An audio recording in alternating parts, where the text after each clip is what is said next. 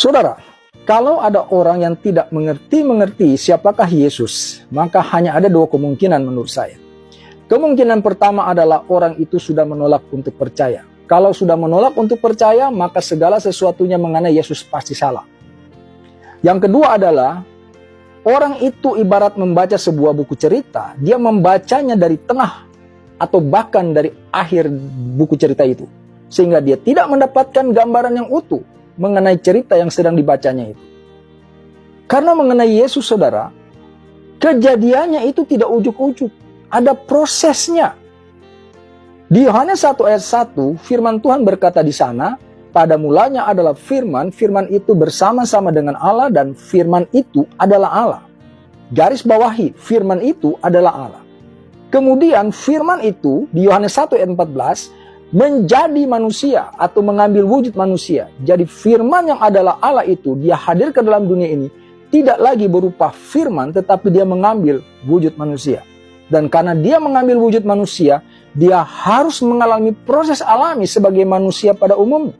Seperti saudara dan saya. Dia harus dikandung dulu oleh seorang ibu, kemudian mengalami persalinan. Dia dilahirkan menjadi bayi, kanak-kanak, remaja, dan seterusnya.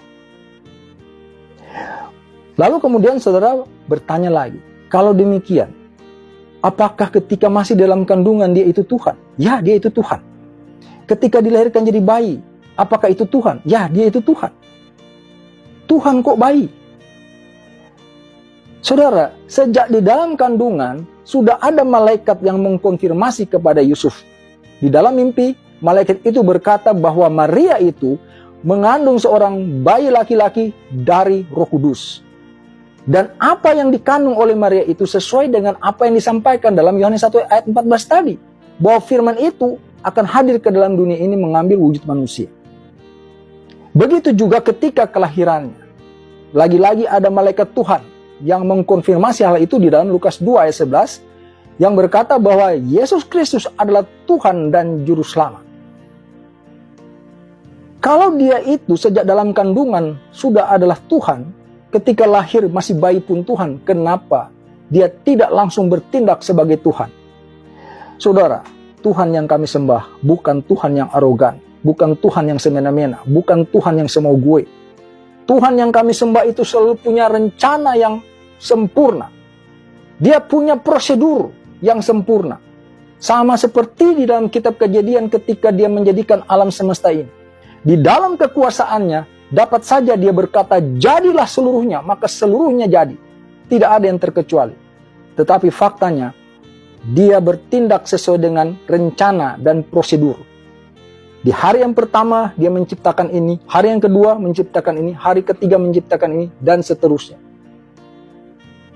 Oleh sebab itu, saudara, karena dia terlahir sebagai manusia sepenuhnya, di dalam kehidupan Yesus di dalam dunia ini, dia juga mengalami hal-hal yang seperti saudara dan saya alami. Dia bisa merasa lelah, dia bisa merasa lapar, dia bisa merasa haus, dia bisa merasa sakit, dia bisa merasa marah. Jadi kalau saudara mengolok-olok mengatakan Yesus makan ikan goreng, kalau pada waktu itu ada babi panggang, dia makan babi panggang, saudara. Karena dia adalah manusia sepenuhnya manusia. Tetapi berhubung dia juga itu adalah Tuhan yang sepenuhnya Tuhan, maka ada momen-momen di mana dia juga bertindak berucap dari dirinya yang sepenuhnya Tuhan. Sebagai contoh adalah ketika ada seseorang bernama Lazarus mengalami kematian dan sudah 4 hari dikubur, Yesus mendatangi kuburan Lazarus itu dan Yesus hanya berkata, Lazarus keluarlah. Maka Lazarus bangkit dari kematian, melangkah keluar mendapati Yesus. Siapakah yang dapat membangkitkan orang dari kematian selain Tuhan? Itulah sebabnya Yesus berfirman, Akulah kebangkitan dan hidup. Barang siapa yang percaya kepadaku, dia akan hidup sekalipun ia sudah mati. Begitupun juga ketika Yesus mengalami kematian. Orang kemudian lagi mengolok-olok dan menghina. Tuhan kok mati? Yang mati itu adalah tubuh jasmaninya. Ingat, dia adalah manusia sepenuhnya. Sebagai manusia sepenuhnya, dia memiliki kodrat untuk melalui suatu proses kematian. Justru kalau dia tidak mati-mati, itu akan menjadi suatu tanda tanya besar dan keanehan besar. Seseorang dikandung oleh seorang ibu yang adalah manusia, dilahirkan sebagai manusia tetapi tidak pernah mengalami kematian. Itu adalah sebuah keanehan, sebuah pertanyaan besar. Makhluk apakah itu? Tetapi Yesus melalui proses sebagaimana manusia pada umumnya. Tetapi ingat, di hari yang ketiga, dia bangkit dari kematiannya.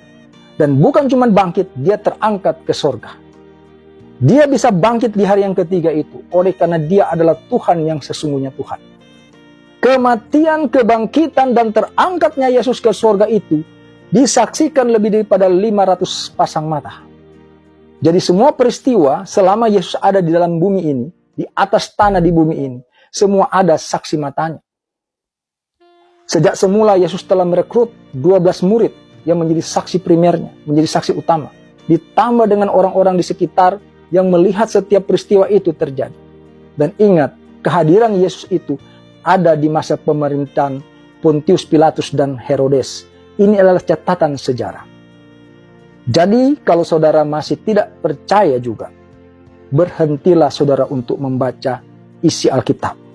Karena seluruh isi Alkitab itu, dari kitab Kejadian sampai kitab Wahyu, tokoh sentralnya adalah Yesus Kristus. Dan ingat, kemana-mana Yesus selalu berkata, barang siapa yang percaya kepadaku. Jadi kalau saudara tidak percaya, tidak perlu saudara membaca isi Alkitab, karena saya pastikan saudara tidak akan pernah mengerti apa-apa mengenai segala sesuatu yang terkandung di dalam Alkitab itu. Kiranya pemberitaan firman Tuhan ini memberkati saudara-saudara. Haleluya. Amin.